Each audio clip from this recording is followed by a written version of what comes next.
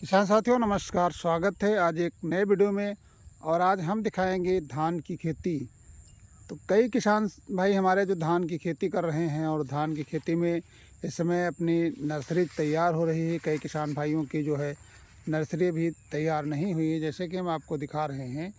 ये आप नर्सरी देख रहे हैं और साथ में आप खेत भी देख रहे हैं, और इधर आप देख रहे हैं कई फसलें और लगी हुई हैं। तो जो भी किसान साथी हमारे नर्सरी तैयार है और धान लगाने जा रहे हैं, तो धान की रोपाई करने से पहले कई किसान भाइयों के सवाल हैं कि पहले खाद वगैरह का प्रयोग करें या बाद में करें, और किस विधि से हम धान की रोपाई करें ताकि हमारे धान की पैदावार अच्छी हो। तो किसान साथियों, अगर आप धान की खेती कर रहे हैं और जैसे कि आप नर्सरी देख रहे हैं, और नर्सरी के साथ साथ आपको दिखाएंगे, ये आप देख रहे हैं बगल में खेत है जिसमें धान लगने वाला है। तो नर्सरी अगर आपकी तैयार है और आप खेत की भी तैयारी कर रहे हैं, तो सबसे पहले क्या डालना है जिससे कि आपकी धान की पैदावार अच्छी हो। तो धान के खेत में जब अंतिम जुताई आप करते हैं, लेवा लगाते हैं, तो उसमें आपको कम से कम 1 एकड़ के हिसाब से 25 से 30 किलो डीएपी और 20 से 25 किलो पोटास, ये डाल के आपको लेवा लगाना है। लेवा लगाने के बाद आपको धान की रोपाई करना है। और जब लेवा लगाएंगे तो ये जो आप नीचे से खाद डालेंगे, और डीएपी अगर आप पहले से 25 से 30 किलो प्रति एकड़ के हिसाब से डाल देते हैं और पोटाश डाल देते हैं, तो आपका जो धान लगेगा, तो ये धान 1 हफ्ते के अंदर अंदर आपका जो है धान हरा भरा हो जाएगा और जड़ का विकास होना पहले से शुरू हो जाएगा। यानी 1 हफ्ते में आपके पौधे में जो है धान के जड़ का फुटाव बहुत तेज़ी से होगा। पोटाश क्या काम करेगी? पोटाश पौधे की वो बहुत मदद करती है, पौधे के जड़ के विकास में काम करती है और पौधे को हरा भरा भी रखती है। डीएपी जो आप डाल रहे हैं उसमें 18% नाइट्रोजन भी होता है, और जो है अपना 46% फास्फोरस रहता है। तो फास्फोरस क्या काम करेगा? पौधे को तुरंत जो है ताकत देगा और पौधा आपका थोड़ा तेज़ी से ग्रोथ करेगा। और नाइट्रोजन की खुराक मिलती रहेगी तो आपके पौधे में कल्ले भी होते रहेंगे।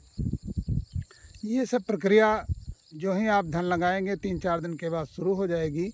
और उसके बाद में अगर आपका धान 1 हफ्ते का हो जाता है, 1 हफ्ते के बाद अगर आप क्या कर रहे हैं, अगर आप 1 हफ्ते के बाद पहला डोज जो देने जा रहे हैं उसमें नाइट्रोजन की मात्रा चाहिए।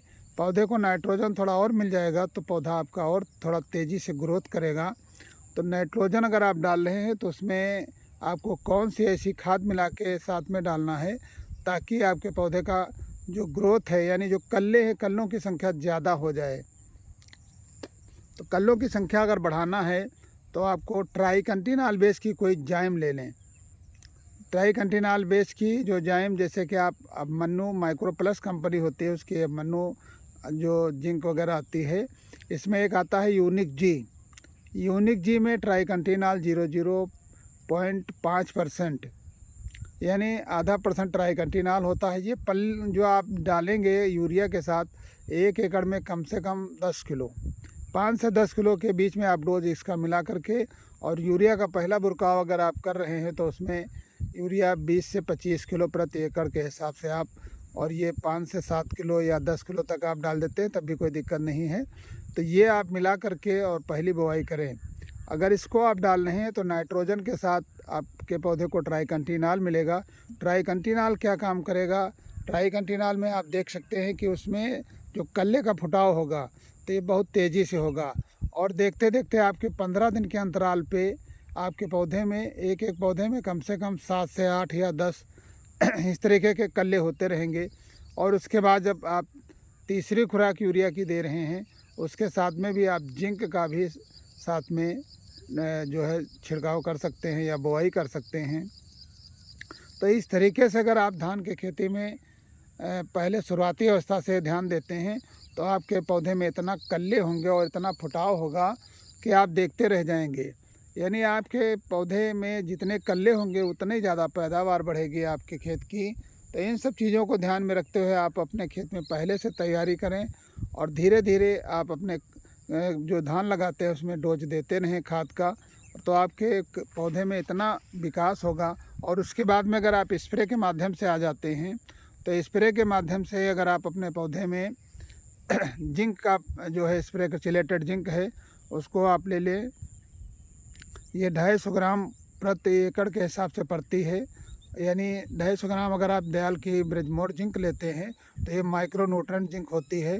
25 ग्राम प्रति 16 लीटर पंप के हिसाब से अगर आप स्प्रे करते हैं तो 1 एकड़ में कम से कम 150 से 160 लीटर पानी में स्प्रे करें, ताकि आपके पौधे को एकदम हरा हरा बना देगा और बिल्कुल बेहतरीन ग्रोथ चलेगा। तो ये थी जानकारी अपने धान की तैयारी करते समय धान के खेत में क्या पहले से डालें और बाद में क्या डालें। तो फिर मिलते हैं अगली जानकारी के साथ अगले वीडियो में, तब तक के लिए नमस्कार।